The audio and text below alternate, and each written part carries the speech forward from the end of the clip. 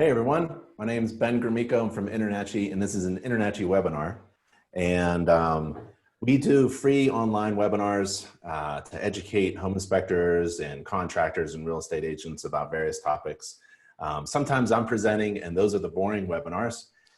If you have trouble sleeping at night, just turn on one of those. But the really good ones are when we have a special guest. And today, my buddy Steven is going to present on a really good, interesting topic that I need to learn about.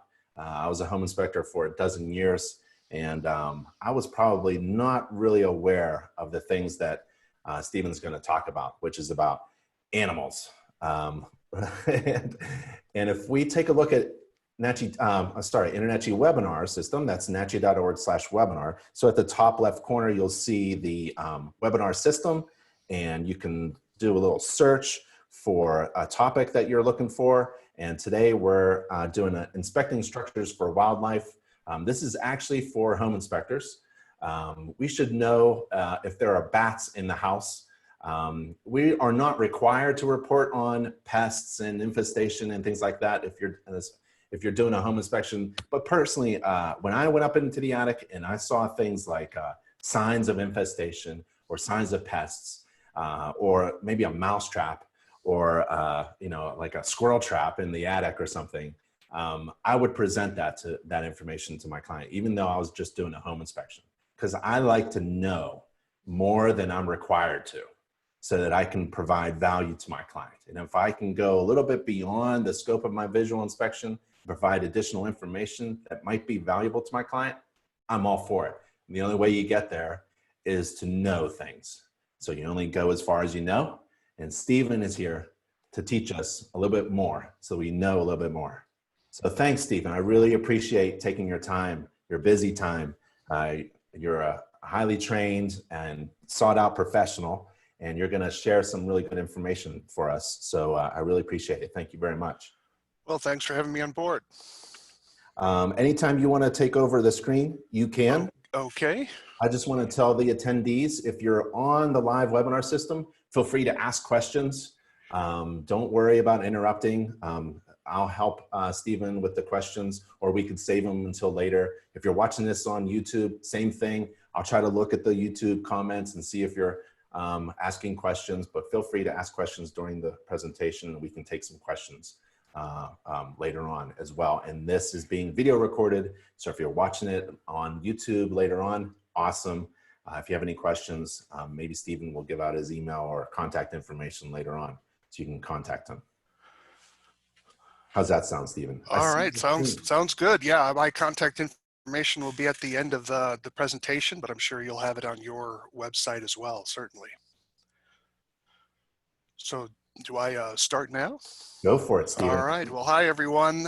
So I'm Steven Vantassel. I own a company called Wildlife Control Consultant. So the goal of this particular presentation is two things. I have two goals for you to take away. The first goal is to protect yourself. So I'm going to talk about some issues that you're confronting that you may not know you're confronting, and I want you to be safe because we want you to be around to inspect future homes and as well as to stay around for your family and have a wonderful retirement with your career. So we want you to be happy, healthy, and hopefully wealthy as well. Then that's step number one. Step number two is I want to give you some tips to help you identify some things that you might see when you're doing an inspection, so you're like, oh, I know what that is, or give you some tools to help you narrow some things down so that you can be a little more informed, so you can identify particular threats to people. So this particular presentation was based off of a presentation I gave to the American Society of Home Inspectors back, when I was at the University of Nebraska. So we've made some modifications to it, and so you're going to be seeing some advances from that. So why don't we get started? So the first thing, of course, is customers don't like surprises. So here we have an example of, certainly a mouse, and then we have some droppings here in this filing cabinet. So we have an infestation. If you look over here to the right, there are the droppings. I did a close-up shot. That just gives me a moment here. When you're taking photographs, learn how to use your camera. And so it is important. I'm assuming many of you already know how to do that, but when you're taking diagnostic or forensic type photos, photos. It's imperative to make sure you get crisp shots at full resolution. So really learning how to hold that camera still, because even if you're tapping a camera, for instance, to take the shot, sometimes that little micro vibration can do a lot. So really learn how to use your camera, and also something for scale, because if you get close enough, even a mouse dropping can look like a bear dropped it. So we want to be sure you're using the right thing. The second thing is recognize that sometimes your surprises are visible. You can see them readily, like the bats hanging on the exterior of this particular vent. Now this is a vent that has mosquito netting, and so the bats came in under the vent and they're just hanging up on that mosquito netting because it hasn't eaten through yet. And so they're not in the attic, they're just simply hanging on that vent. But over time, the urine and guano is going to break through that particular screening, and they're going to be able to get access into that particular building. This is why we always tell people, screen your vents from the outside, never from the inside. They're always to be screened from the outside. But some threats, of course, are harder to see, and that's when we're starting to get down in the insect area. Fleas can transmit various diseases. Murine typhus would be certainly one of them. And they're certainly going to be annoying to clients when they have them. So fleas are associated with certain wildlife species, particularly in the South. You have possums under someone's deck or something. They'll often carry fleas. Those fleas can then be moved into the house, particularly if they have pets as well. So those can be long-term problems. But it can also be an issue when you're crawling through into that crawl space, or you may be getting the creepy crawlies after you finish going through a crawl space, and that may not all be in your head. It may actually be that you do have some creepy crawlies on you that you need to be aware of. And then, of course, some issues are extremely hard to see, and I'm talking here about Histoplasma capsulatum. This is the fungus that causes the infection, histoplasmosis. Those of you living in the Ohio River Valley are particularly vulnerable to this.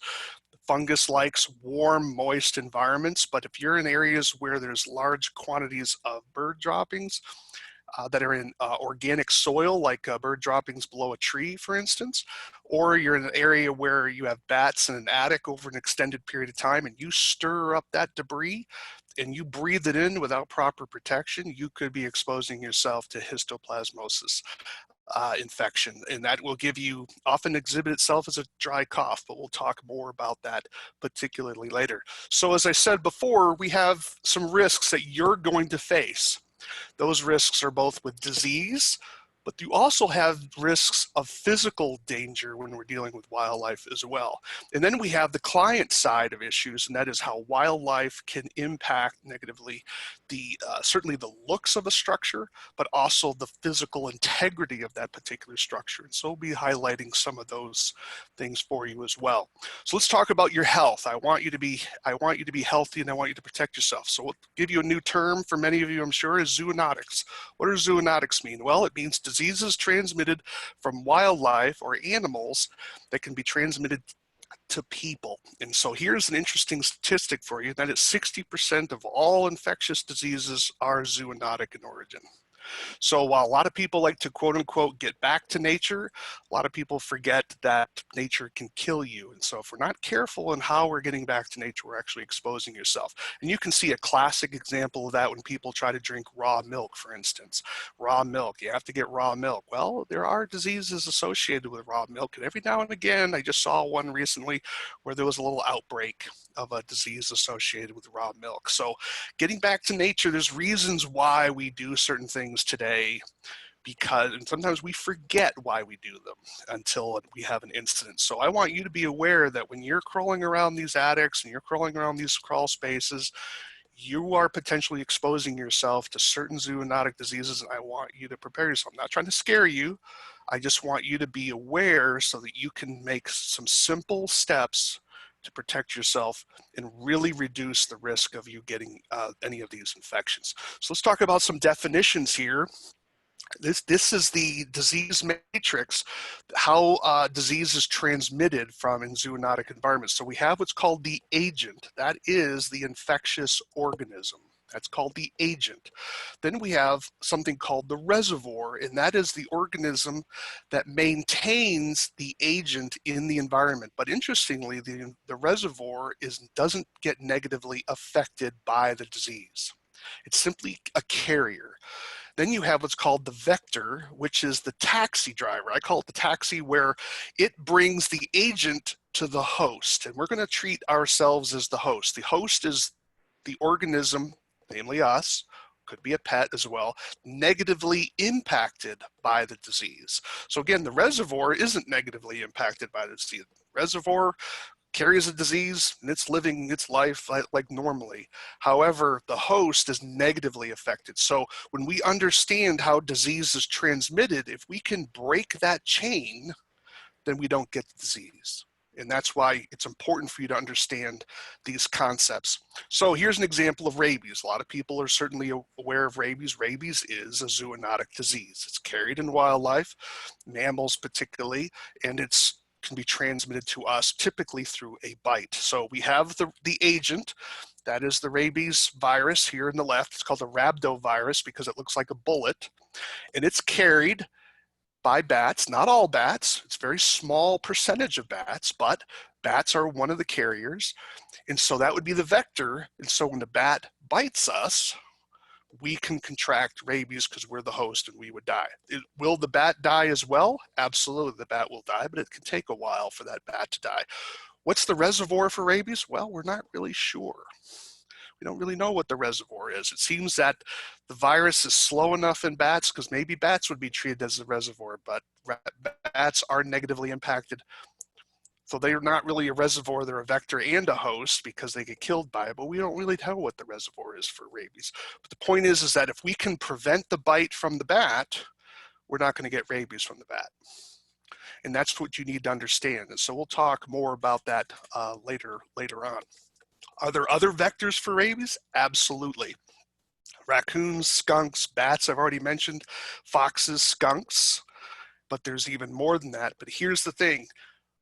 Only mammals can carry rabies.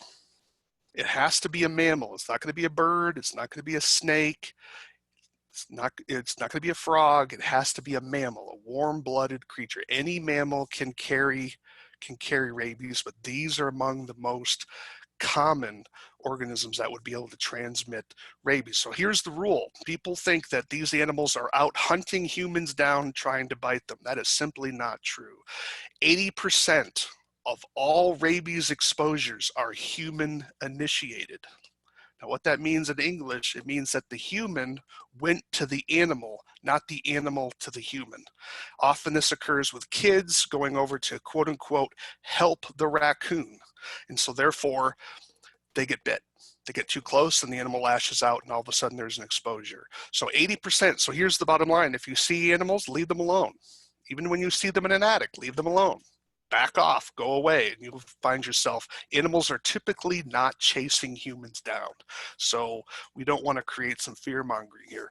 Rabies exhibits itself in two different forms called the furious. This is the one that gets in the newspapers. That's where the animal starts acting crazy and it can chase you, although this is relatively rare. But then there's also the dumb and paralytic phase where the animal becomes very passive. This is where most people get exposed to rabies because they're trying to help the animal. Well, maybe it got hit by a car. Maybe I want to go over and maybe it's injured or something, and then they get too close. They don't know what they're doing, and they get bit at that particular point. So rabies can exhibit itself in two different ways. But the biggest challenge, of course, is people with bats. This is why we don't want bats in people's houses, because when bats are in people's houses, there's potential for that bat to come down into the living space and have an exposure. The problem with bat bites is that a person can be bitten while they're sleeping and not know it. Notice what I have here in this picture. It's a little pixelated, but I want you to see, or not, what you don't see here is you don't see definitive bite marks. Now we've had to circle the spot where the bat bit.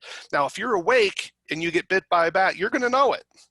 But if you're asleep, you can be bit by a bat and wake up and you may think, well, won't I see the bite marks? And the answer is probably not, because you're looking at pinpricks, and that will be enough to expose you to rabies. And so whenever someone has a bat in their living space, that bat needs to be captured and then discuss discuss the situation with a health official to see if that bat needs to be tested for rabies and whether there are any rabies shots that need to be transmitted. So don't hit it with a tennis racket, because we need to have an intact brain with the bat. So I know that that's something that most of you are never going to encounter in your work with home inspecting. But I want you to appreciate how important it is that if you see signs of bats, and we'll get to that, we'll show you what those signs are going to be. If you see it, why it's important to make that known to your client. And even if you end up having bats in your own house and you have a bat flying around your living space, make sure that bat gets captured and you contact health officials, because people can be bitten and not know it. I had a colleague of mine out of Colorado.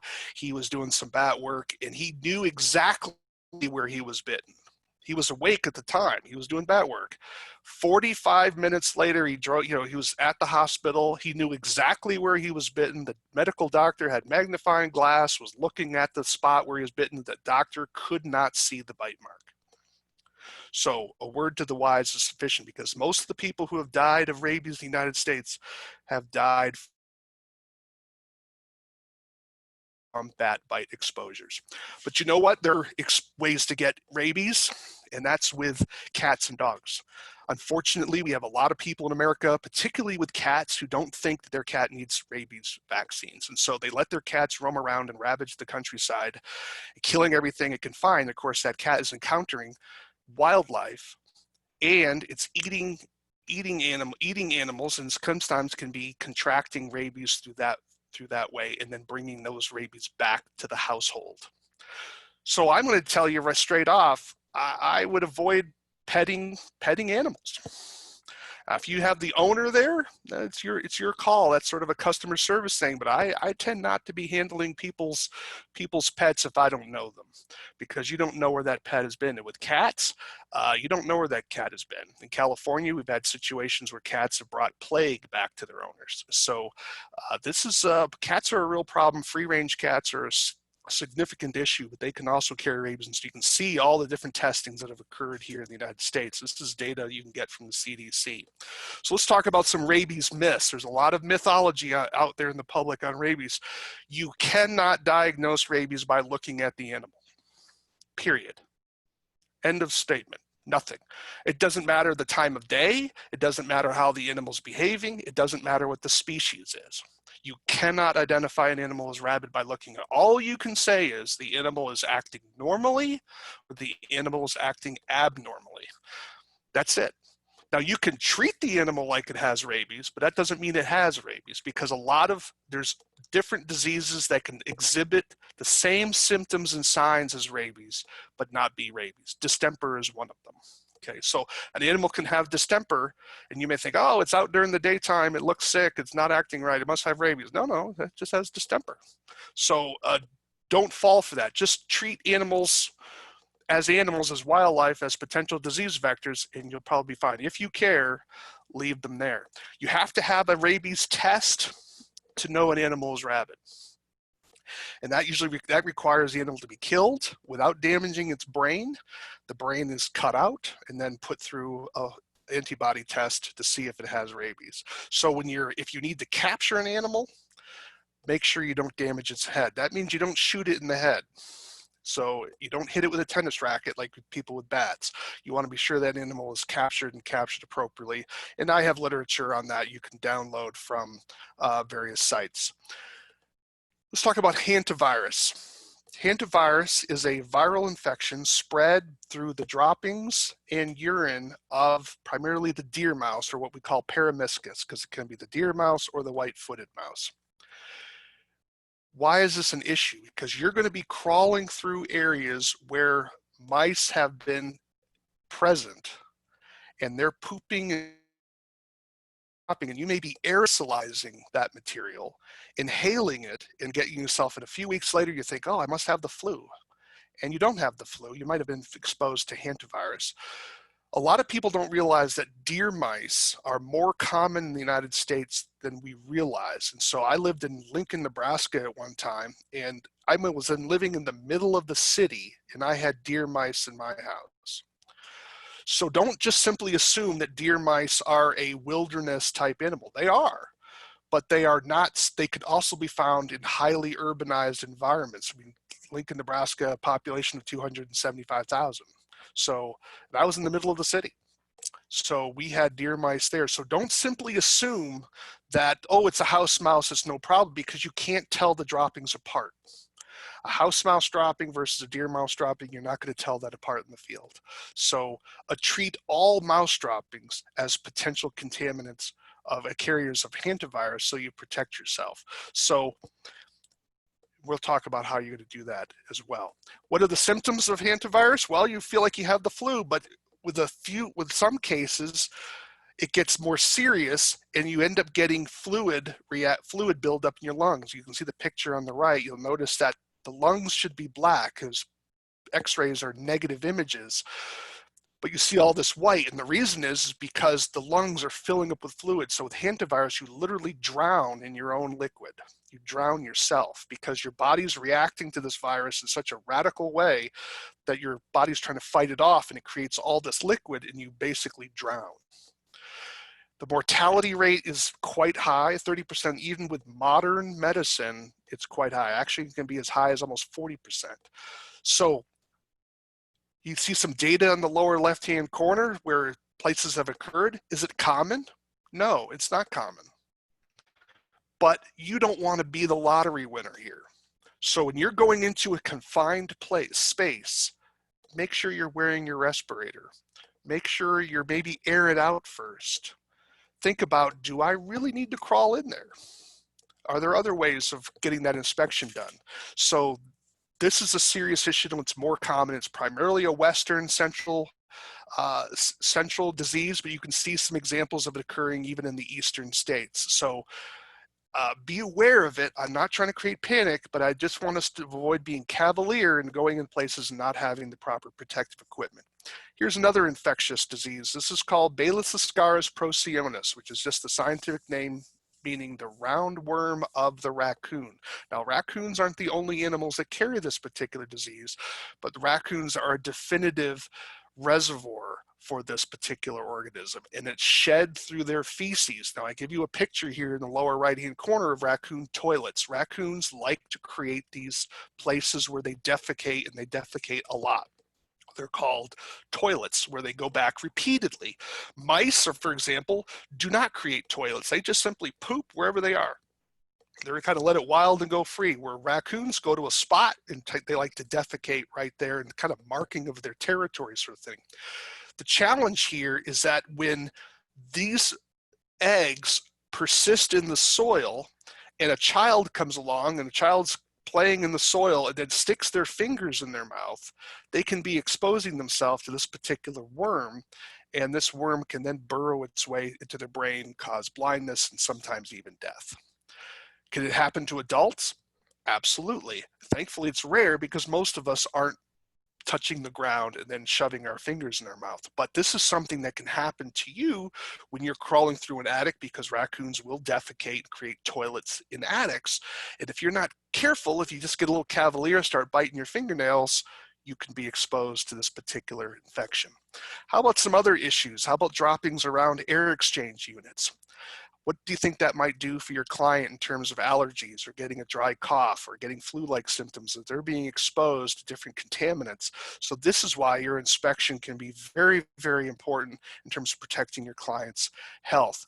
Here's an example of Raccoon Roundworm. You'll notice the left-hand image is your non-infective version, but after a few days, when a raccoon sheds its feces, in about 7 to 10 days or so maybe up to 14, that egg then becomes infective. And then you can see the worms from a single raccoon, and each one of those worms, as long as it's a female, is going to be shedding eggs in their feces. And so you can literally have hundreds of thousands of eggs being shed in a raccoon dropping. And how long will they persist in the environment? If it's a moist environment, it can be decades. Now, the eggs do dry out if they're exposed to a dry environment, like a lot of attics, but you don't know how long those eggs have been there. Have they been there 5 days, or have they been there for 10 years? right? So you don't know. So you want to treat all of those droppings as dangerous. My motto is this. People say sometimes I'm too intellectual. Here's a quote for you, and I want you to carry it with you. Poo is bad. Don't touch that. So you want to make sure it's about as simple as it gets here, folks. Don't touch poo. When you see poo, leave it alone. Okay, and that will save you a world of hurt in a variety of ways. Now, the problem is sometimes you're in poo and you don't know it. And so that's why you want to wear your protective equipment. Well, as I said before, here we have examples of the types of eggs. So this is 20 to 26,000 eggs per gram of feces. That's what you can get from a single raccoon coming out. So they require some time to embryonate. So the point is, if a raccoon is pooping on you and it's fresh, you don't have to worry about raccoon roundworm. There may be other diseases you have to worry about, but not going to be raccoon roundworm. The point is that understand when you see these droppings, piles of droppings in attics or areas on a property, for example, that is a potential biohazard, and you want to treat it like that and probably inform your client as well. Where do we find these latrines? Well, typically they occur in these locations, although they can be found elsewhere, but the research out of California shows these types of spots are typical for raccoon toilets. Roofs, ground, wood piles. I don't know why they like to defecate in wood piles. The base of forks of trees, it seems that they like to poo in areas where they have exposure to the sky. And then of course you have others. So when you are going around your house and looking into an attic, you want to say, could there be a raccoon toilet in this attic? The answer is yeah, sure could. How about underneath the deck? Absolutely. How about someone's wood pile? Certainly. So you want to make sure you have your radar up. Sometimes we can get a little tunnel vision in our work and we forget to see the forest through the trees. You want to be sure you're thinking about what else could be here so that you don't allow your desire to be efficient and time work quickly without realizing that there could be animal activity here that poses a threat to you or to your client. So what are the clinical signs of infection? Well, you can see how vague they are. How about this? Skin irritations, eye and brain tissue damage, nausea. Here's the problem with trying to diagnose yourself. Don't do it, because the vast majority of zoonotic diseases have flu-like symptoms.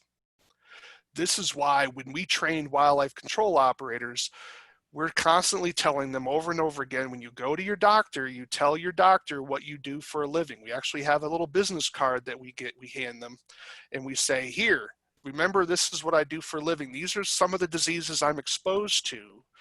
Make sure when you're looking at my symptoms, you're considering that as a possibility, because doctors are not trained to be thinking about zoonotic diseases.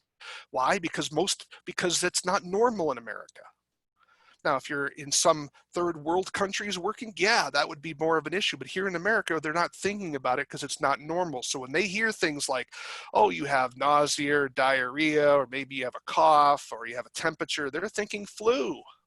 They're not thinking, well, could this person be exposed to raccoon roundworm? Or could this person have been exposed to hantavirus? This is the problem. So this is why it's important, if you're working with wildlife contaminated areas, you need to be sure your doctor knows. And this is why records are so important, because is that cough you have, is it simply you caught it from your kid, or is it something you contracted from the attic that you didn't wear your respirator at? Hey, Stephen. So how common is the worm? Hey, Stephen. Yes. Katie on YouTube asks, are raccoons not harmed by roundworm? They're typically not. No, they would be a reservoir for it. They're almost like what's called a definitive host, not host in a negative way, but a host that this is the organism that carries this particular roundworm quite well. There are certain situations where there are so many worms in a raccoon that does give them some intestinal blockage, but that's unusual. But no, raccoons seem to not suffer from it at all, other than they have to increase their caloric intake because the worm is consuming energy from them as well. Okay, so thanks. it's a true parasite in that regard. Hmm. So this kind of gives you an idea of how common the roundworm is around the country. So here's the bottom line: treat all poo as bad. Okay, so those of you in Key Largo, you say, hey, I'm okay, we don't have it down here. Nah, that problem is that test was done years ago. It could have changed since that time, right? So just assume the worst. It's called universal precautions. It's the same thing when you go to your doctor or you go to the hospital. They're all wearing gloves. They're all treating you like you're diseased, not because necessarily you are diseased, but because they're wanting to assume if they treat everyone as potential infectious, then they protect themselves, right? And so that's what you want to do when you're going to that house. You're going to ask the question, what diseases could I be exposed to at this particular house, and act accordingly. How do you kill it? Well, it only takes 144 degrees to kill this particular roundworm.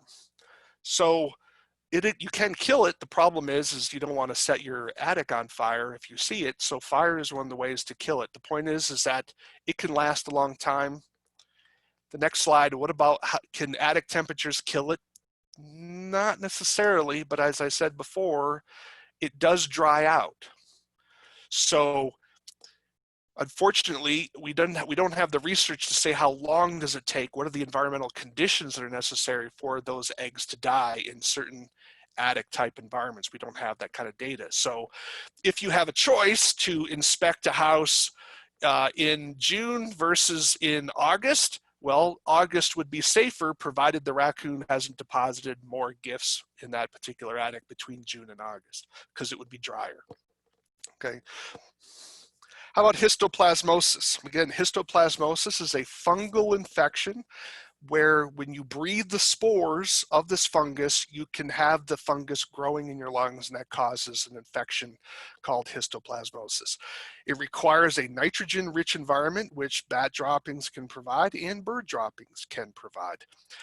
Particularly bird droppings in soiled areas. If a tree roost in someone's yard has had birds in it for 2 years or more, typically the soil underneath that tree will have histoplasmosis growing in it. The difference between bird droppings and bat droppings, bird droppings create the environment for histoplasmosis infection. Bat droppings actually contain the histoplasmosis fungal spores. So they could, because bats groom them, the way they groom themselves, they're actually eating those spores and therefore they're defecating it. Where birds, the droppings just create the conditions, which is a very subtle distinction. But again, we're going to treat all poo as bad. So when you're in an attic and you see a round group of droppings underneath an eave, that's a classic sign. You want to make sure you're avoiding that and not stirring that up. If the droppings are not disturbed, you shouldn't have a problem. But again, you're going to be wearing your respirator, right? So here's what happens with histoplasmosis. Notice the specks that you're seeing in these lung tissues. Those are where the fungal spores are beginning to grow and interfering with this person's breathing. And what happens, you feel fatigue, a dry cough. A lot of people think, oh, I just caught a cold. And most people actually recover in a couple of weeks. But the histoplasmosis infection never goes away. It's just your immune system has suppressed it. So it can actually reemerge later in life when your immune system is suppressed.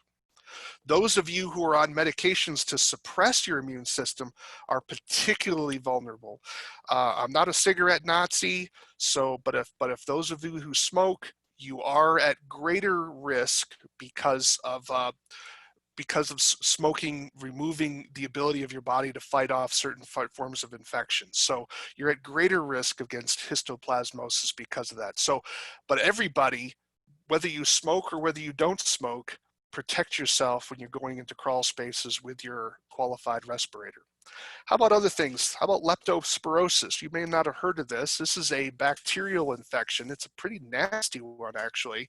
It's transmitted through the urine and fluids of animals that are infected. And this can occur, you could be infected by this by going through a crawl space that has been used as a toilet, and you get cuts on your knees or cuts on your skin, and the bacteria can actually enter through your skin area. So this is something beyond respiratory issues. This is where you can be exposed by cuts in your skin and getting it that way. So you can actually get leptospirosis, and it's quite a nasty disease. Thankfully, we have antibiotics to fight it, but it can be quite serious if it gets a hold of you.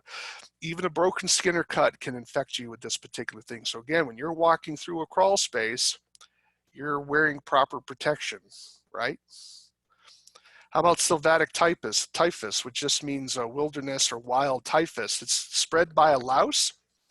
And for those of you who are in areas where you have flying squirrels, like southern flying squirrels and northern flying squirrels, so typically they tend to be an east coast and a more pine tree type creature. So if you're living in an area where there's a lot of pine trees or evergreen trees, you will be in an area likely with flying squirrels. And so you can see our flying squirrel toilet right here in this particular house.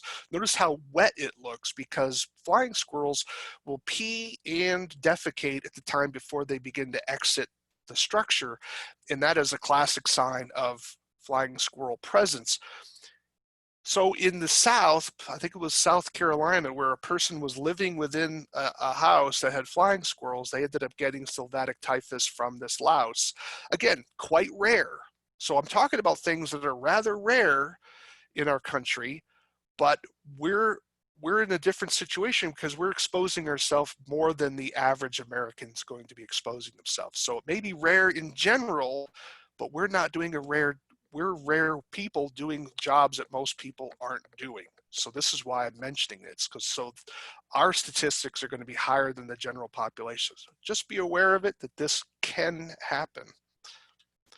How about ectoparasites? These are parasites on the outside of our body, things like bird mites and ticks and fleas that I've mentioned. How about bed bugs? If we're going to look closely at this particular chair, so watch where you sit in someone's house, for instance, you may find yourself getting into where a bed bug is. Now, I'm going to flip back.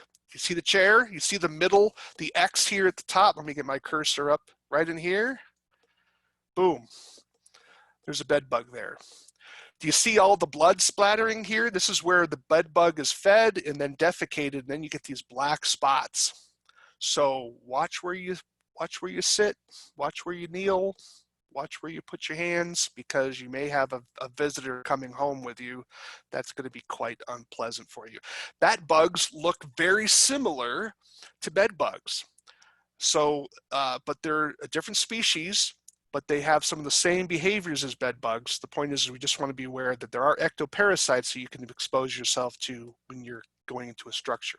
How about bat ticks? This is relatively rare, but they do occur. This is a soft-shelled tick. Most of us are going to be familiar with the hard-shelled ticks.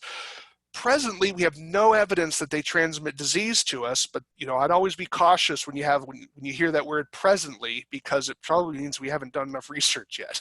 So anything that's a blood feeder, I'd be nervous about. So just be aware that this is going to be something that's around when you have bat infestations in particular houses. And the real challenge is when the bats get removed, the ticks often they don't stay on the bat. They feed and then leave the bat. So when the bats are gone, they have to then search for a new host, and then they're searching for people. How about pigeons and bacteria? We talked about some bird droppings here. Here's an example again. Poo is bad, don't touch that. But if you're going into an area an attic where there's all kinds of bird droppings, there's other things besides histoplasmosis to be concerned about. You have Campylobacter jejuni and Chlamydia psittaci. These are bacterial infections that we can contract. Now again, these are extraordinarily rare infections.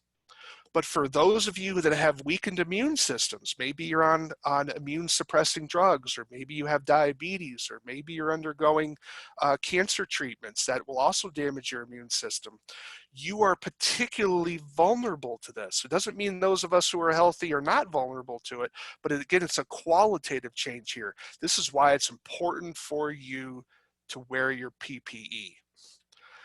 How about pigeons and allergies? This is something I think happened to me in my work. I have some chronic allergies that I struggle with. I think my work with wildlife over the years increased my allergic reaction, because an allergic reaction is where our body is reacting to a protein that it doesn't like anymore. And if we're exposed to that protein over and over and over again, for some people, their immune system starts treating it like an enemy. That's what an allergy is.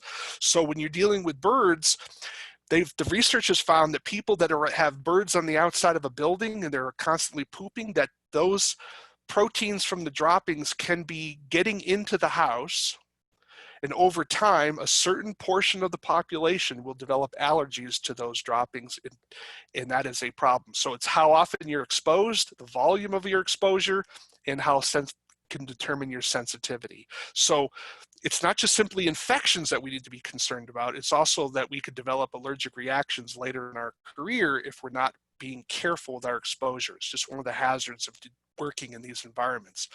So now that I've probably scared some of you, let's talk about risk. How do we explain risk? Because I've talked about things are low. These are not common infections. But risk is the potential for exposure, which is how frequently are you exposed and how long are you exposed, times the severity of the outcome. In other words, if I'm saying, what's the likelihood of my getting into a car crash driving to the store? You may say, well, I'm only going to be in the car for 5 minutes. I'm only doing it once a week. I'm a good driver. I have a really good car. It has an A+ safety rating. So the severity of the outcome is maybe I have a fender bender. That's a pretty low risk. But when we're dealing with something like rabies, you say, well, what's the likelihood of my getting rabies? Well, I'm not handling bats. I'm not catching animals. It's going to be pretty low. But the severity of the outcome, if I contract rabies, I die. So that's a pretty severe risk, even though the possibility of it's quite low. How about flying? How about inspecting a house? Well, you have physical risks. Will I fall off the ladder? But now I've given you additional risks. Are you being exposed to a zoonotic disease? So how do we mitigate that risk properly so that we become sane in our work? And so we want to be sure. You say, well, Stephen, I've never heard of people contracting these diseases. This is why. Our immune system fights it off. Sometimes we just get lucky.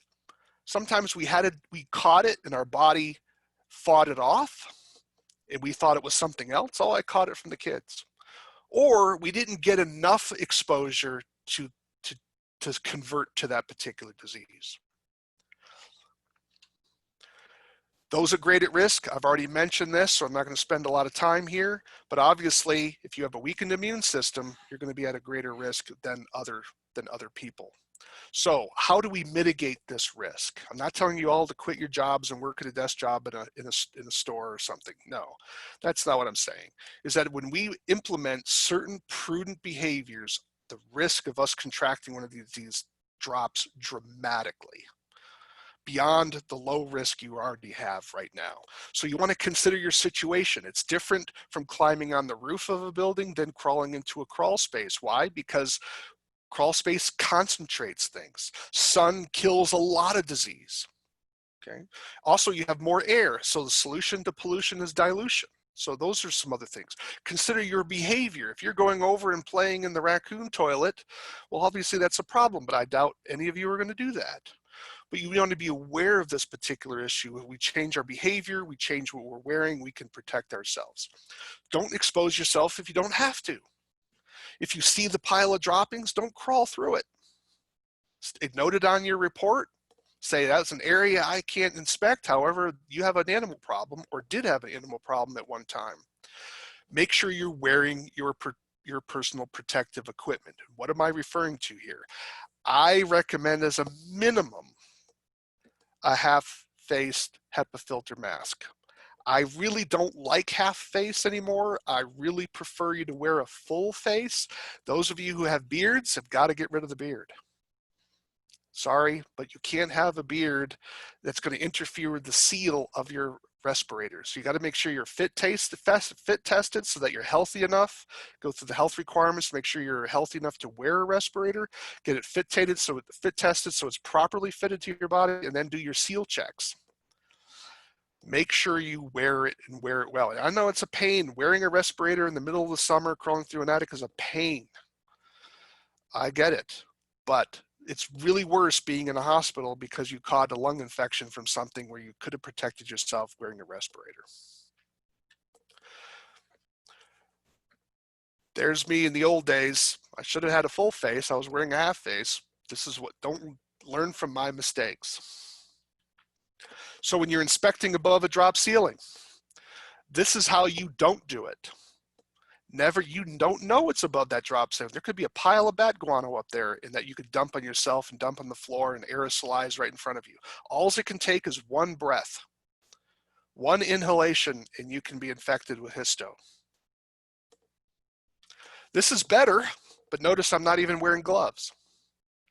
So here's an example of don't do as I do as I say. So I'm not trying to be a holier than thou here. I've cut corners, I get it.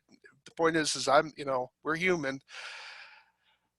I'm just encouraging you, do the right thing.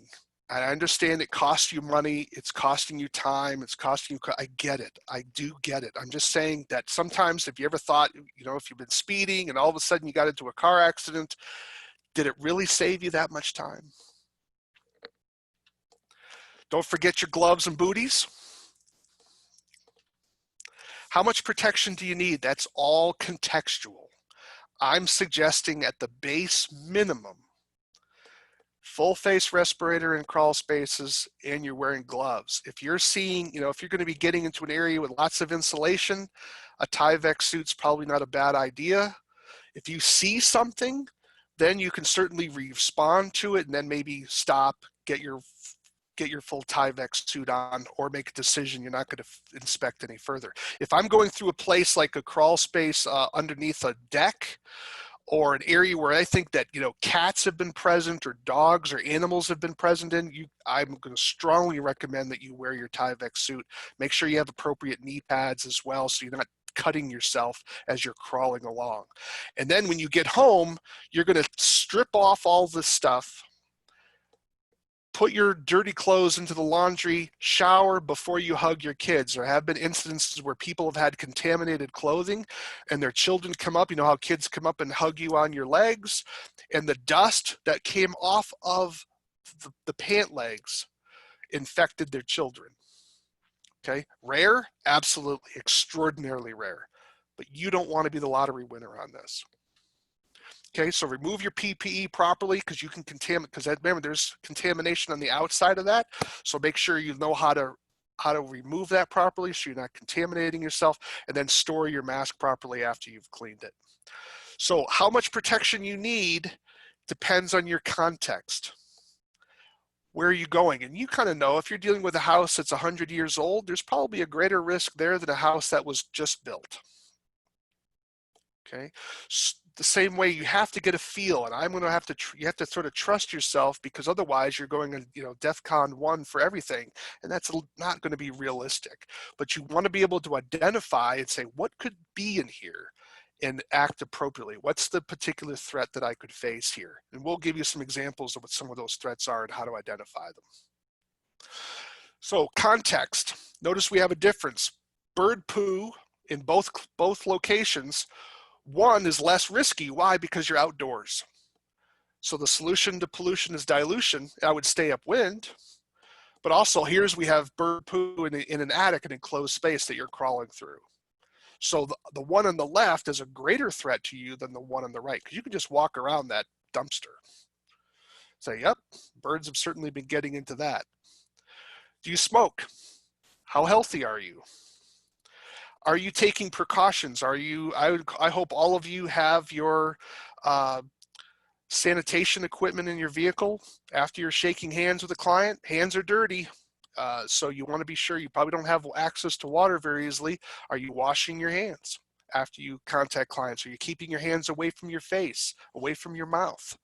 Are you sharing pens and pencils with your clients? I would encourage people, look, have a set of pens and pencils, and then when the person signs whatever, they can keep the pen and pencil so you don't have to touch it again, because the flu is out there as well. It's not all zoonotic. Sometimes it's just we catch diseases from our clients as well. So you want to be thinking about that and staying healthy. This is the card I was telling you about that you want to show your doctor. This is something you can download from the internet. It's called the USDA Medical Alert Card. Now, I'm not going to read all this for you, but the point is if you look at it carefully, just notice some of the names, you're basically going to scare the daylights out of your doctor is what you're going to do.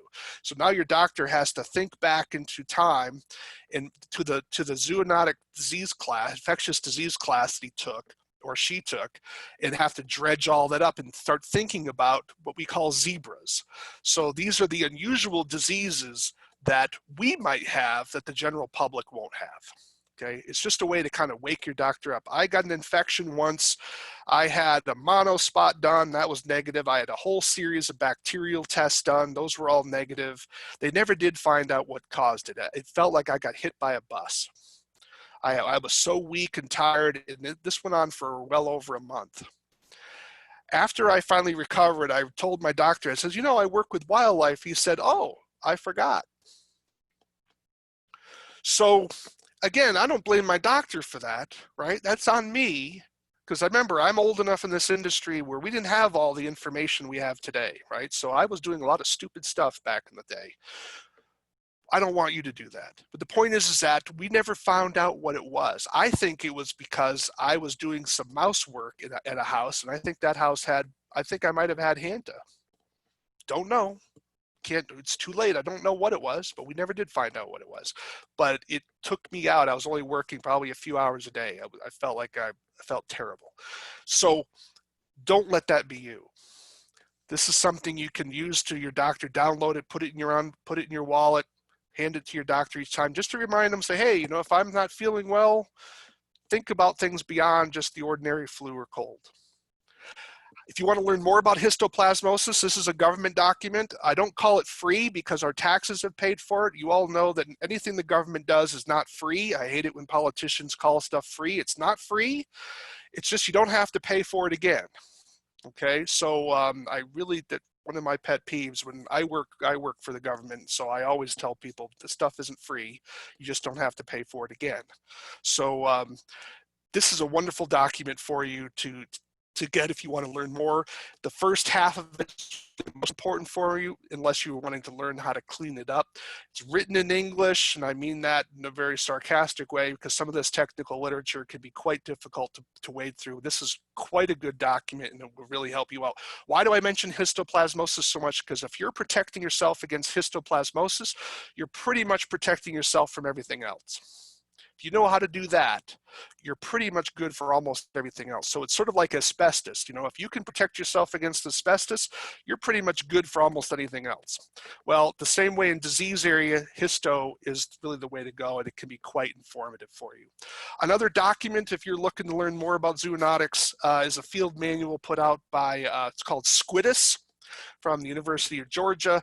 Again, this is a very short manual. A lot of diseases are not transmittable to humans, but if you want to know what that duck has, what infection that duck has, for example, it'll tell you that. But it will also talk about some quick tips about some zoonotic infections as well. And again, that's written in a very user-friendly sort of way, and that can be helpful for you because it can be kind of overwhelming. All right, let's move on away from diseases and let's talk about wildlife physical threats. Dog bites. Notice the numbers we have here, 4.7 million a year, of which 800,000 require medical attention. So notice the little sign we have here. Can you make it to the fence in 2 minutes, 2 seconds? Well, the dogs can. Children, 16-year-olds or younger are the ones most likely to die from a dog attack. Why does this affect you? Because there may be dogs present when you're doing your inspection, so it's not always wildlife. Domestic species can impact you as well. Wildlife attacks, fortunately, are exceedingly rare, extraordinarily rare. So usually what happens is that the animal is not attacking so much as the animal is trying to defend itself because it feels that you're threatening it. Here's the rule of thumb. When you see an animal, move away. Just move away. But what happens is, you know, people say all the time, well, I'm afraid of snakes, and they have to go over and kill it. Well, if you're afraid of snakes, go away from the snake. Why are you trying to attack the snake? So it doesn't make any sense. And by the way, many snakes rattle their tails. So just because an animal rattles its tail doesn't make it venomous. All right. And so if it's venomous, you don't want to go near it in the first place. So the behavior that people have, the psychological therapy that they need is truly remarkable. But snakes are not out looking to bite us. Just leave them alone. Wildlife attacks like with geese, now geese are going to be a little bit more aggressive. You get too close to their nest and the gander will come at you. And it can be quite troublesome. Alligators, of course, you get too close to water. Alligators can certainly lunge out of the water and attack you as well. So you want to keep your wits about you, but again, avoid animals, knowing where you are and knowing the particular threats, know your particular environment. We have grizzly bears here in Montana, but typically grizzly bears aren't attacking home inspectors going into houses. But if you're out in the woods fishing and you have a pile of fish with you, and you get too close to mama bear and her cubs, there's going to be a problem. Okay, so, but those again are quite rare indeed. How about snake bites? Here's something, a statistic that most people don't understand about snake bites. 30% of all rattlesnake bites are dry. What that means, there's no venom being transmitted. And here's another statistic for you. 60% of all snake bites are occur when a person is drunk or consuming alcohol. You know, the hold my beer, and they're often with pets. And so the issue here is that people are overstating the risk of certain things. Now, that being said, we do have a growing community in the United States where they're getting exotic pets. Some of these exotic pets are legal, many times they're not legal. I'm thinking of something like a black mamba. Black mamba is an extraordinarily aggressive snake. It's not native to the United States, it's from Africa. If you ever Google black mambas, it'll scare the living daylights out of you. They have, I think they're the 5th most venomous snake in the world, and they're territorial. So they will seek out people, where most American snakes won't seek out people. This one will defend its territory. But again, it's just something you want to keep in the back of your mind. Or is it possible that there's some exotic animals in this house that may have gotten away that they didn't tell you about? You know, don't know. I think it's just something to keep in the back of your mind. How about structural integrity with wildlife? We're now moving over to the inspection side. Wildlife can damage property and can damage it severely. The picture on the right was a 1/2-inch piece of plywood, brand new. The carpenter thought that the squirrel had left the house and thought, well, I'll just close the door behind the squirrel. Well, he was correct. The squirrel did leave the house. The problem was he forgot about the young the squirrel left behind. So female squirrel came back, gnawed through 1/2-inch brand new plywood. Let me give you a clue here. Tree squirrels are beaver that climb. We need to appreciate the power that they have in their jaws. I'm not talking about flying squirrels. I'm not talking about red squirrels. I'm talking about fox squirrels and gray squirrels. They're beaver that climb, and that gives you an indication of what that squirrel can do. Here in the left-hand picture, it's a little hard to see, but you'll see that little groove where I'm taking this picture through the water because a chipmunk burrowed underneath this person's pool, and then the weight of the water collapsed the tunnel, stretching the liner. So the damage can be quite severe when people have certain wildlife issues. Here's an example of mouse activity. One of my pet projects is trying to get people in America to understand how devastating mice are to a structure. I think Mickey Mouse has done a lot of damage to our country, okay? Disney has done a lot of damage to our country because people think that animals talk, and they think that they can have a communion with these animals. And so Mickey Mouse has done this. Notice this, after just a few short weeks, mice have riddled through this insulation. This was a particular study done out of the University of Nebraska. This is happening over time. So when people have mice, I'm not even talking about disease here. I'm just talking about what did this do to the R value of this particular structure. And mice are doing that all the time. So if you have a situation with mice, take it seriously. This is damaging this person's property. How about bird droppings and roofs? Again, we're not talking about disease here. We're talking about weight.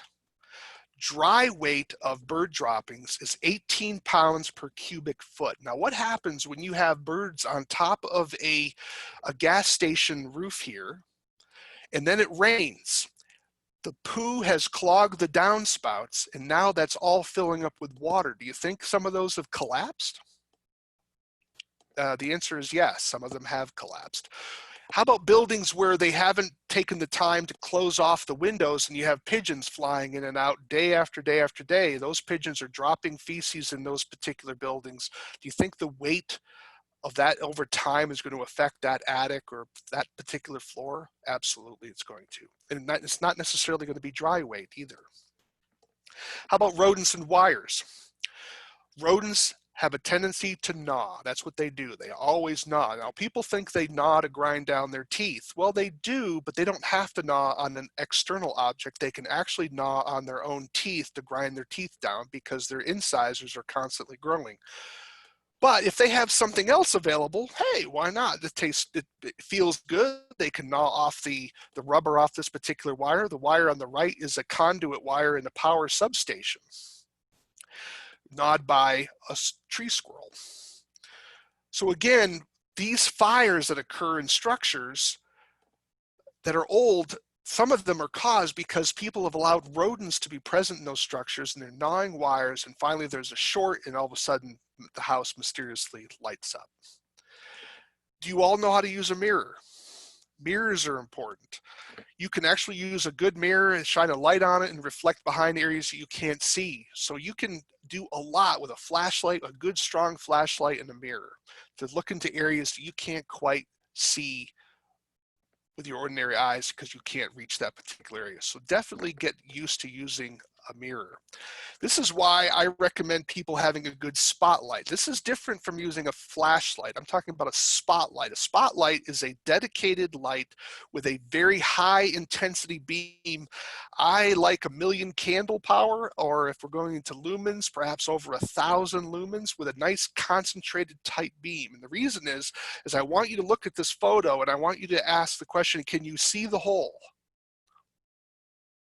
Now, the answer to the question is no, you can't. Can you see it now? Do you know where the bats are getting in now? Do you know where the bats are getting in? Do you know where the bats are getting in?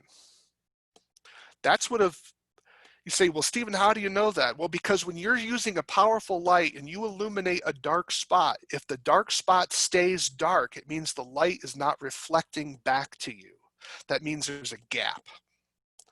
And bats only need 3/8 of an inch to get in. And that's how the bats were getting in. So eaves, ridge vents are a common problem for houses, especially a lot of new houses, of course, have ridge vents. A lot of them are not installed very well. In our industry, we usually love contractors because they make so much work for us, because they only care about water. They're not thinking about wildlife. So how do we do some inspection? So we're getting into more of the inspection principles. This is something I would certainly suggest for you before you even get to the house, and that is swoop in with a Google Earth. Get Google Earth and swoop in and check the house out from a distance. You know, what kind of ladders would you might need? What kind of obstructions? Now, granted, there is a time delay because you don't know how long ago that shot was taken. It could maybe 5 years, but it gives you a start to start the process, particularly if you're able to talk to the client. You're able to fly in while they're on the phone. You're able to talk to the person and then verify that the picture you're seeing from Google is still accurate with the person's client. It might save you some time and effort, particularly when you have to bring some specialized equipment. When we're talking about inspection, I want you to think about what I call the inspection theory of zones. And what that means is, you know that certain parts of a community are in better repair than other parts of a community. You know that certain parts of a community might have more challenges with wildlife because there may be water nearby, there may be a woods nearby, and you get a sense of where that is. So when you know that certain parts of the city that you're working in are going to have different types of problems than other parts of the city. And that's the first line of defense when you're thinking about inspection for wildlife. Know the species in your particular state and area, and then say, where are those animals going to be located in my particular community? Then you're going to think about the habitat of the area. When you're driving up to that house, how does the house look from a distance? How does the neighborhood look? Are there bird feeders around? Is there trash all over the place? Is it well kept? Is this an animal-friendly location? Animal-friendly meaning there's lots of debris, there's lots of food, there's lots of water, there's lots of broken buildings where animals can find shelter? Or is this a a non-animal friendly. I'm not talking about pets and cats, although that's part of it, because a lot of people that feed their pets and cats outdoors are creating food availability for wildlife as well. So you want to think about, how does this area look? How does this house look? Is it in good repair? Is it in bad repair? Get that big picture. Is it clean? Notice the tree branch hanging over this particular structure. That's a squirrel highway. Now, is a squirrel using it?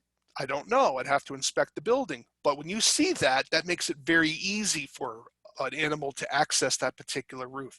Does it mean that the animal can't access it without that tree branch? No, but we're talking about ease of access. Think of it like the locking the door to your house. Can a burglar get through the lock of the door of your house? Absolutely. So why do you lock your house? Well, you do it to slow the burglar down. If you want to slow them down more, you get deadbolts. If you want to slow them down more, you may get an alarm. If you want to slow them down more, you may get a big dog.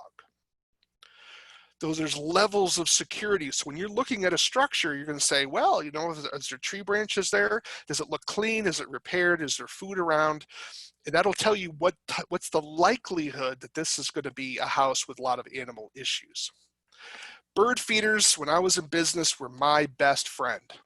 That is money in the bank. You almost want to kiss your client on the mouth, because there's going to be wildlife problems in that building. People will say, oh, Stephen, the mice are so far away. I have it so far away. And I said, it's fine. The mice will just take longer to get to your house. Not a problem. They'll travel. So when you have food resources, food means wildlife. So this is what we call supply side economics. A lot of people don't understand supply side economics. Supply side economics says this: where there is a supply, there will be a demand to meet it. So when you create a supply of food here, wildlife will grow in numbers to meet the supply that you have given them. So when you see bird feeders on your client's property, you should automatically just assume it, that they have mice, unless proven otherwise. Just assume it, because they've got it. And don't hear this nonsense, oh, I have a cat. That's nonsense, okay? Cats are not that good at mouse control. Cats are good at killing everything they can find. That's certainly true, but they're not good at mouse control. It's some of the mythologies we have. So other clues that a house has animal problems is the proverbial owl. I call this a cry for help. Whenever you see an owl, you know this person's crying for help. They don't know what they're doing, because owls are useless. The best thing they're good for is a bank. You know, put a hole in the top and use them as a savings bank. Here we have an example of rodent bait stations. Now, that's a good thing, provided they're being actively maintained, but it does show that there have been challenges in the past with rodents, but the person's doing something about it, okay, which is fine. So wildlife damage occurs in two different forms. Domicile damage, that is where the animal is living on the property, and transient damage, where the animal is either feeding on the property or just simply moving through. Most of what we're going to talk about here is domicile damage. I haven't really focused on identification of damage in gardens and that sort of thing. So we're going to focus on the domicile damage, damage caused by the animal living on the property. So let's talk about how you need to see. In order to be a good inspector, you have to think about, do you know how to observe? And this is becoming increasingly difficult for us in America, because we're so enamored with our cell phones, we've lost the ability to truly look at things. And by look, I mean, look at our field of vision. When we're normally looking around a room, we have 140-degree field of vision. But I want you to focus your attention on one spot. When you're doing an inspection, and you might be doing this naturally and not even consciously thinking about it, but to really observe certain signs of animals, because remember, animals are not looking to make their presence known, so we have to look for their presence. You have to learn how to look carefully. Is there a smudge mark on that paint, where the animal's body oils have darkened that, because it may not be very dark. I'm going to show you some pictures that are quite dark to just kind of illustrate it, but when you're looking at areas with minimal infestation or maybe early infestation, you have to learn how to look very, very carefully, and you have to look at spot, at spot, at spot.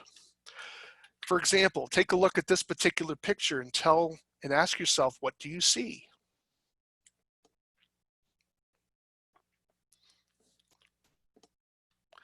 Did you see it?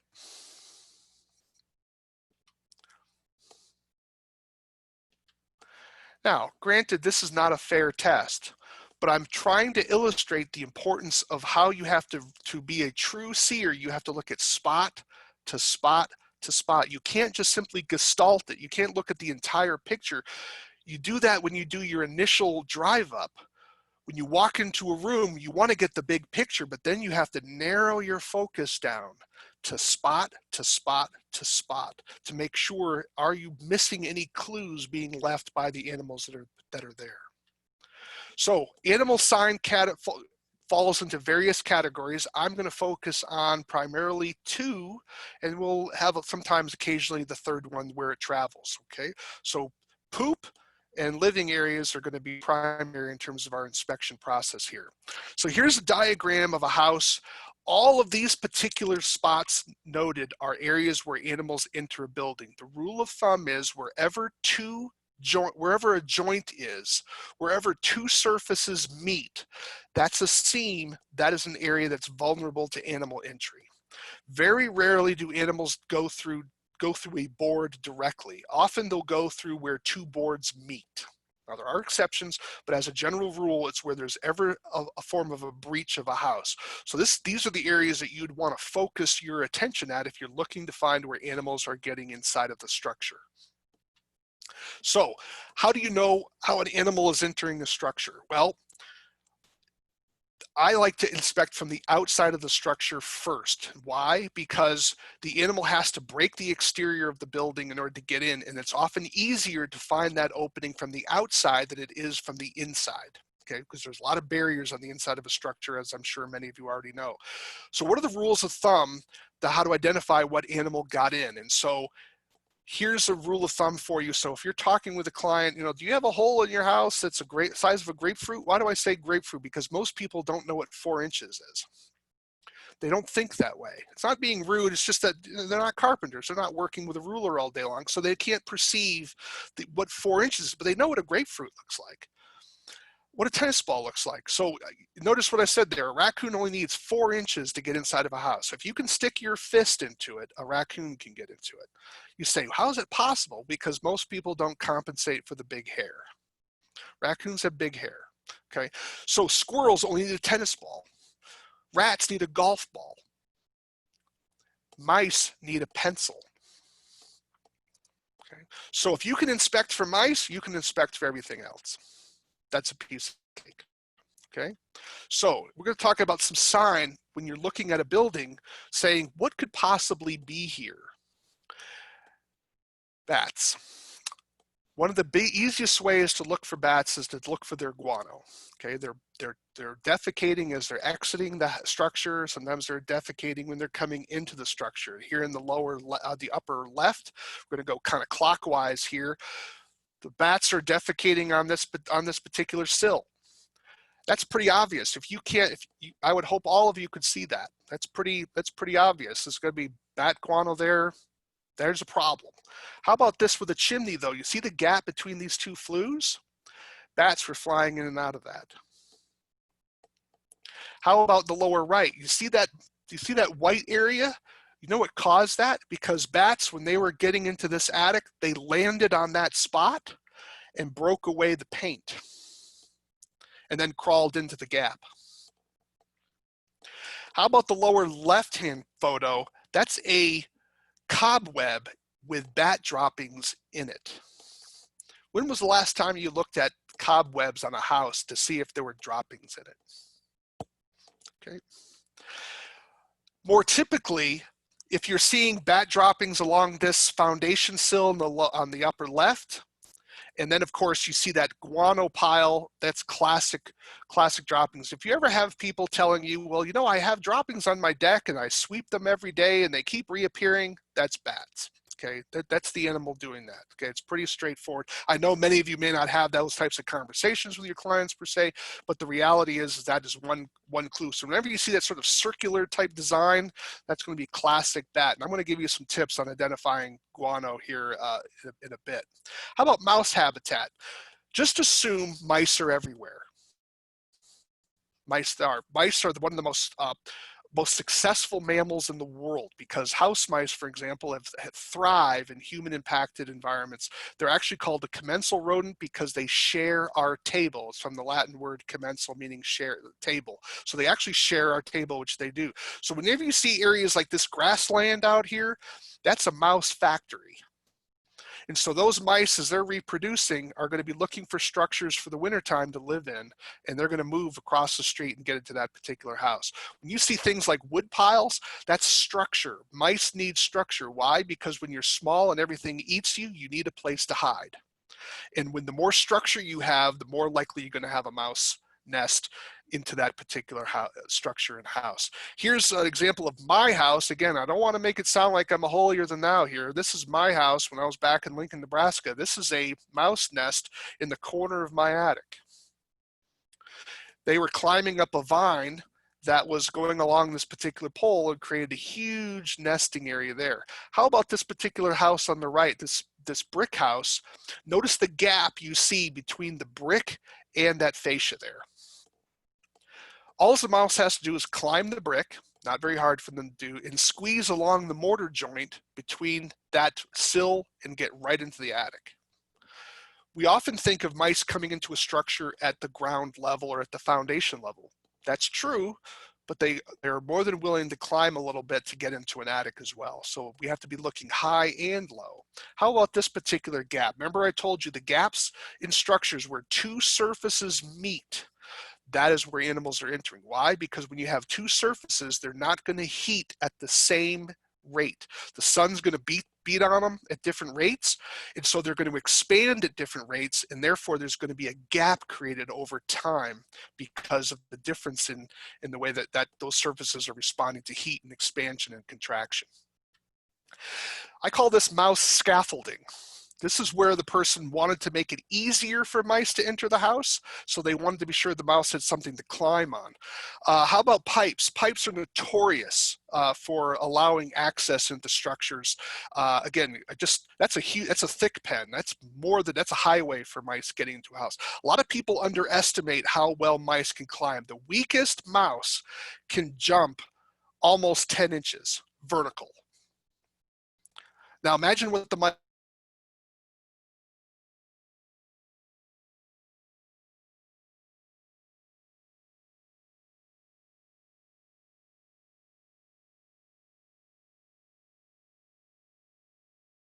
gaps do you see under that garage door? Now, garage doors are tough, but there are products out there that will resolve that. But that's a particular gap. How about this particular situation here? Here we're in an attic now, and we're looking down on the left-hand picture.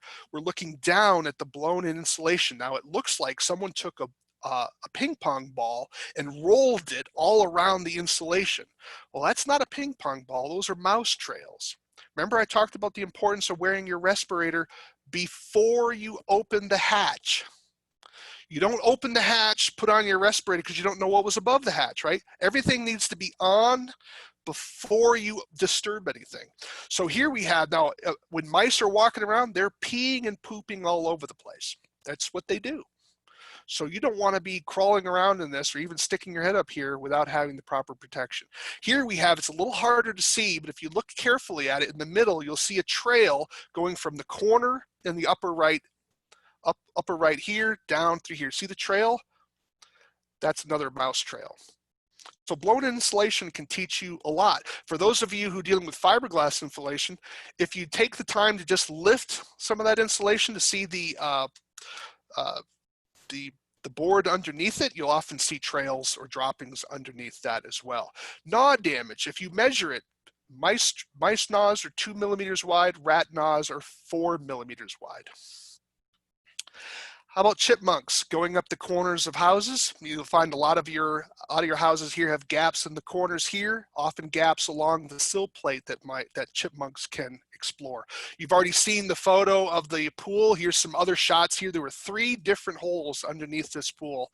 Now that person's had, their liners stretched, and liners, as you probably know, are very expensive. Here's a mound of soil because that's all been excavated by a chipmunk creating a burrow. You know, for those of you living in pocket gopher country, you might think, well, pocket gopher created that. No, no, no. In this case, this is all from one chipmunk burrowing out a den. Now imagine what type of structural damage might occur if this was on a hill where they were trying to an embankment, how that would destabilize that embankment over time. So that could be a problem. How about rats? So here we have some sebum. Sebum is just the body oils off the animal that then can be deposited on a surface. Notice where my blue pen is. You see that little brown mark there? That's from the rats hugging the wall as they're turning the corner. Just like when you have a favorite book, if you notice, if you look at it carefully, the oils on your hands have made certain pages darker than others. Well, that's the same thing that's coming off the body oils of these particular rodents. That's why you have to look carefully to see the subtle distinction and change in color from one surface to another, because if you're not looking carefully enough at it, you'll miss it. Structure, they hit a vertical beam and then start digging. So you're looking at a hole 2 inches wide. Here's an example of rat gnawing, or actually might be mouse gnawing up there. I wasn't exactly sure which that one was. And then the lower right-hand corner is another rat burrow. These are all from New York City, by the way, except the one in the middle. That one's from Nebraska. Here we have a rat trail. In the lower left-hand corner, notice I use a pen to show the relative size of that particular trail. This is all downtown Manhattan in this lower left-hand corner and also this lower right corner. So Manhattan is just famous for rats. It's an amazing place. Snakes. What happens if you find a snake skin? I bet many of you out there have found snake skins in an attic. Well, here's what that will tell you. Obviously, there's a large enough gap to let the snake in, but also that the snake is up there hunting for rodents. And here's some good news, that the snake skin is 1/3 longer than the snake actually was. So if it's 3 feet long, then the snake's probably around 2 feet long. Okay, so not a big deal, just something to think about, because sometimes people can get quite paranoid about how big the snake is. Just realize that the snake skin's longer than the snake actually was. Flying squirrels. You've seen the picture in the upper left-hand corner already, but here's another example of the droppings. Here we have the air intake for a roof. Notice the brown staining. Now it's very subtle because the importance of focusing your attention. It's very subtle, but you see that staining. That's all caused by flying squirrel droppings that have stained those particular openings. In the bottom picture, right in this corner here, I hope you can see my cursor, right above the downspout is where flying squirrels were getting into this particular structure. Flying squirrels only need about a 1/2 inch gap. So silver dollar to something a little bit lower that they can get in. It does not take much for them to get in. Brown staining is classic for flying squirrels because of the defecation and urination at the same time. And here's some other pictures. Here we have what it looks like when they're inside of an attic on top of insulation. And here's another shot of that particular air intake area for the attic. How about red squirrels? Here we have look at the snow on the roof. That can often tell you something. Here's a trail right on the snow of the roof where an animal is moving in and out. Sometimes that makes it very easy. Don't even need a ladder to find that.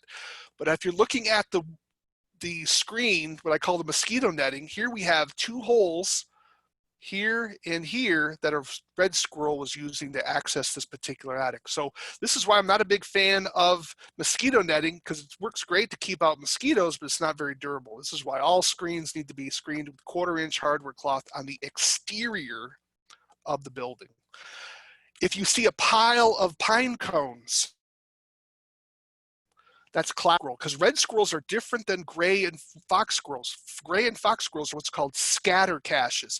They'll take one nut, deposit it in the yard, take another nut, deposit it elsewhere in the yard. Red squirrels do it differently. They pile all their food in one spot. You can take out a garbage can bag full of these in an attic, or sometimes you'll see them in downspouts. That's classic sign of red squirrel. Here's some other examples of damage with gray and fox squirrel. Here they have gnawed on the lead flashing of this particular chimney. Here they've hopped across a particular snow area. Here they've gnawed into the corner of the building. Again, you're looking for that baseball size hole. And here's another example in the corner where they've gone in. And if you check gutters, gutters can tell you a lot sometimes. When you're seeing a lot of debris in gutters, that's often giving you a clue something is not right in this particular house. Sometimes squirrels will just gnaw right through the wall. Here's an example. Notice I call them beaver that climb. Got to respect the squirrels. If you see acorns or larger walnut shells like this, squirrels and rats have the ability to gnaw it in half. Mice have to gnaw at the end because they don't have the jaw power, but a squirrel will break it right in half because of their jaw power. Here's an example of where they're gnawing on electrical wires as well. You have to get up and close and personal. Here's where a squirrel was climbing this stone and then slipped underneath the vent eave to access the attic in that particular direction. The picture on the left, you'll notice how worn it is. Now, you may look at that real quick and like, oh, that's nothing. No, that was actually caused by the squirrel climbing the corner of the building and taking off the stone embedded into the tar there. It was actually wearing it down. But again, if you're not looking carefully, would you have noticed it? Raccoons. Raccoons are like elephants walking through an attic. They will literally just stomp everything down. They are, people call them in my industry, they call them trash pandas. So they are an incredible creature, incredible climbing ability. And this is how an attic can look if they've been in there for a while. The upper right-hand corner shows you raccoons climbing the downspouts. So do you check the downspouts? Do you see smudges on them? Well, that's classic sign of raccoons climbing the downspouts. So will a raccoon use a tree branch to access a roof? Absolutely. But a raccoon doesn't need that. You could just climb the downspout to the roof. Not a problem. That's all those smudge marks are caused by raccoons. Here's where a raccoon just simply broke through the corner of a roof. And you would not necessarily see that unless you were climbing a ladder or getting far enough away from the house to see that hole exposed, because again, it only takes 4 inches for the raccoon to squeeze in. And then in the lower right-hand corner, you see that little change in coloration on the ceiling. That's from a raccoon toilet that's starting to seep through the sheetrock. Birds. Birds are pretty easy because you're dealing with white droppings. White droppings are a clue for birds. They also create these kind of voluminous nests and crevice dwellers. The lower left-hand picture is actually the nest of a starling. Starlings like to fill the void, and so they will literally keep bringing in grass, trying to fill this attic void in this building. It's amazing. That'll fill a 30-gallon trash bag. Okay, so if you see that, you know you're dealing with starlings. On the picture on the right, I want you to look at it carefully and ask yourself, can you see it? Can you see where the birds are? And I hope you can, because they're going to be right up here. See the line of white? Okay. Again, bird droppings and nests, pretty straightforward. Again, you see the whitewash here, classic sign of birds. Most of us are going to be pretty familiar with that. But when you're inspecting, you want to be thinking about those gaps. Here we have a ridge vent. Sometimes the end of the ridge vent is not covered. Here we have a bunch of pipes going into an attic from probably, I think, an air conditioner system. But notice it's not sealed up. That's easy access for an animal. Here we have mushroom vents. These should never be sealed from inside the attic. They always should be sealed from the outside, because if you seal them on the inside, you create a platform for an animal to build a nest. And if it's a motorized unit, then that unit will heat up and then start the nesting material on fire. This is why you always secure those vents from the exterior, not the interior of the structure. Chimneys. Well, you ask your client, are your chimneys capped? And they'll say, oh yeah, they're capped. Well, this flue isn't capped because they forgot about that one. And then this one, yeah, it has sort of a cheap cap on it, but notice how it's bent, allowing an animal entry into the chimney. Now, and some of you don't have raccoons in your chimney in your part of the country. Don't worry, they'll figure it out eventually. But on the East Coast, the raccoons have learned how to do that. And so it's very common for raccoons to use this as a maternity nest where they'll raise young above the smoke shelf. in the smoke shelf areas. So people will complain of hearing chirping inside of their fireplace, and they think it's birds. It's not birds. It's going to be raccoons. If they hear a grinding noise, that's going to be chimney swifts, and that's much different than the chirping of raccoons. How about the other types of chimneys? When you're dealing with the double-walled chimneys that are steel, these can often be receptacles for birds, because birds will come up here. Notice how this is not screened properly. Stand on this edge trying to get warm, get the heat from this particular vent, and sometimes they'll fall into these gaps, and then over time they will actually pile up, interfering with the insulation factor of this particular product. So sometimes clients will complain of noises in their chimney, and when you open up the damper, I would do that very, very carefully, and there's nothing there. It's because the animal's actually trapped in between the two pipes. I think that more modern chimneys now don't have these types of gaps, and so I think that problem is going to become less of a concern over time, thank goodness, because it's really quite a mess. All right, I've been covering a lot of material, so let's slow down here a little bit. I've kind of hit you with a lot. Let's talk about identifying scat. My goal here is not to make you a scat identification expert, but I want you to think differently about scat. Most people, when they talk about scat, the first thing out of their mouth is they talk about color. Let me be kind of blunt here. Color really doesn't matter that much. If you don't believe me, eat spinach for a week and tell me what the difference is. Okay, color doesn't matter. Okay, color is really irrelevant. What we're looking for is the width of the scat and the length of the scat, and the width actually is more important. And I want to ask you a question. Can you think of why? I'll let you ponder that.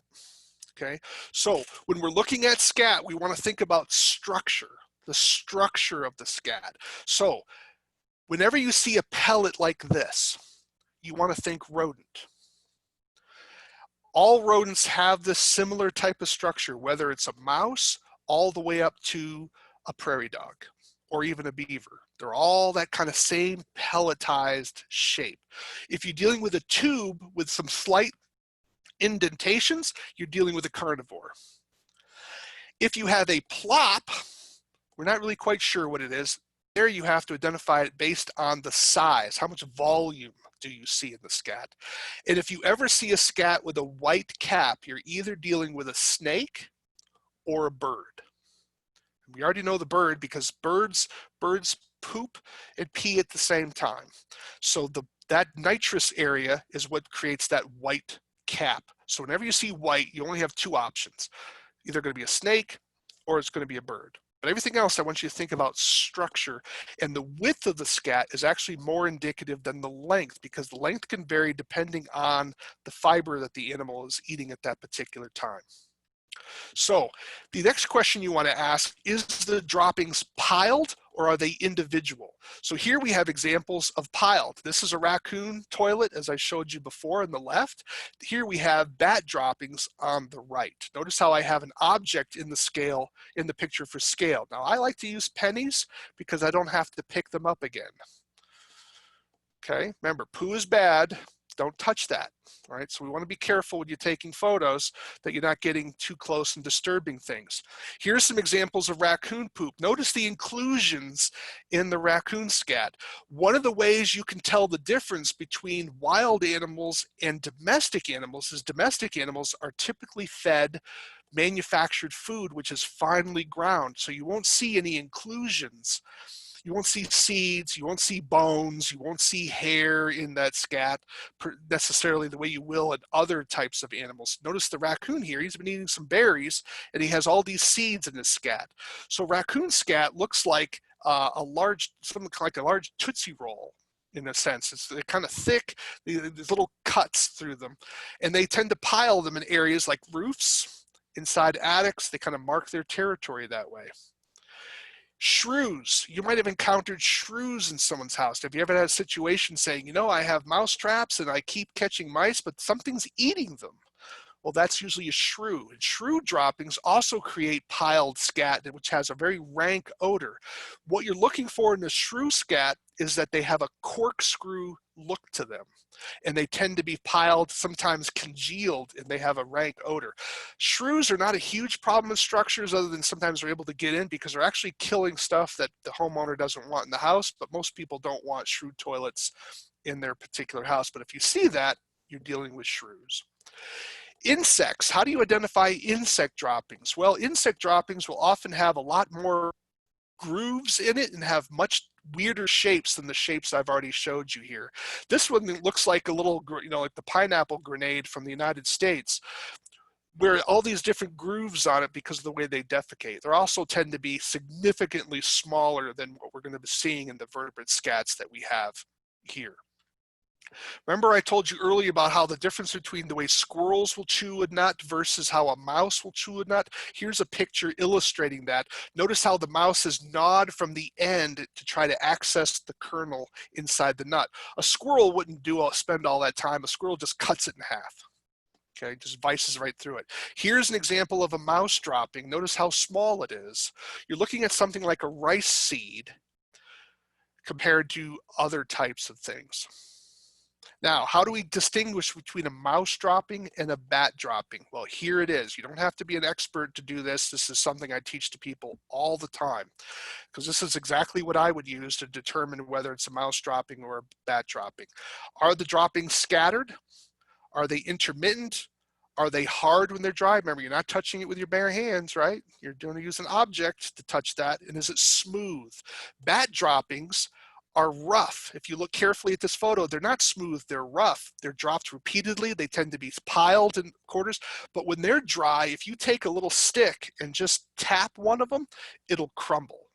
And you'll see little specks of what I call fairy dust inside of the dropping, because those are the exoskeletons of the insects that the bats have been eating. Mice won't have that. Here's an example of bird droppings, pretty straightforward, very easy for most people. Here's an example of chimney swift droppings. Notice all the feathers? And this has been accumulating, this was in a school, this has been accumulating for years. Chimney swifts are a protected species, so you can't just simply cap the chimney until they leave. So the chimney must only be capped after they've migrated out, which typically would occur late August or the fall. Never close in a hole unless you're absolutely swear to God certain it's no longer being used. Remember the story I told you about the carpenter covering it over with the plywood. I've covered a ton of information here today, and I want to thank you all for your patience. My bottom line is just remember, protect yourself with your PPE. Make sure you're wearing your properly fitted respirator. Think about some of the diseases you might be exposing yourself to. That's why you're wearing your PPE, to protect yourself. And then think about what you're seeing to make sure you're informing your client of particular wildlife issues that he or she may have on that particular property, so that you could know yourself, but also to inform your client of potential problems that could occur. And maybe you want to refer to a qualified wildlife control professional. Wonderful, Stephen. Thank you very much. I'm looking at some questions, and we only have one. It was from John a little while back when we were talking about protecting yourself. He said, how do you do a fit test, or where do you get one done? Okay, fit tests would typically be done. I've been telling people to call their local fire department and say, hey, where do you get your fit testing done? So fit testing can be done in two different ways. There's a qualitative test, and then there's called a quantitative test. Quantitative tests are where they hook you up to a computer to see if everything's fitting properly. A qualitative test is you're using certain odors and to see if you smell it. If you smell the odor, then you know that the fit is wrong. So you have two different ways of doing it, but you could call your health department or call your local fire department and say, hey, because they have to get fit tested all the time. And they'll tell you the company around. Usually companies that sell, not like Home Depot or something, but more of your selective areas where they're selling you the high-end equipment for safety, they'll know where you're doing some fit testing, or they might do it themselves. Yep. And definitely get fit tested. It's supposed to be done once a year, or if you've had a major weight change. In our online COVID course, we have a COVID course for home inspectors and contractors. We found a couple really good OSHA videos about how to do a fit test Yeah. for cloth regulators and half masks and full masks. So if you are on the NACHI site, you can go to our COVID course and take a look, or you can just Google OSHA videos about fit testing your mask. Stephen, I want to thank you. It was really great. It was really good information. I really appreciate it. Well, thank you. It was pretty amazing to see some of the pictures that you presented, and I remember seeing a lot of that stuff. Yes. It's more common than people realize. So, I appreciate it. Thank you, buddy. Thanks, everybody. Stay safe and healthy, everyone. Thanks for being on the webinar today, and I'll catch you later. Thanks, Stephen, again. Bye-bye now. Bye.